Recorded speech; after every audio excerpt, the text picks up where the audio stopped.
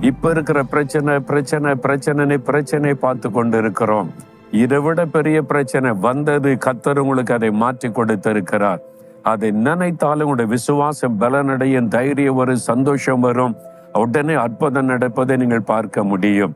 என் வாழ்க்கையில கூட ஏதாவது நெருக்கம் பிரச்சனை வரும்போது ஆண்டவருடைய பாத்துல அமர்ந்து இதுக்கு முன்னால் இப்படி பிரச்சனை வந்திருக்கான்னு சிந்தித்து பார்ப்பேன்.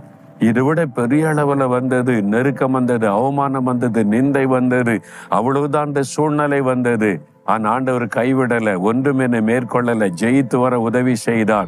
அந்த பெரிய காரியத்தை நினைத்த உடனே, கர்த்தர் செய்த மகிமையான காரியத்தை நினைத்த உடனே ஒரு பெரிய தைரியம், விசுவாசம் புறப்பட்டு வரும்.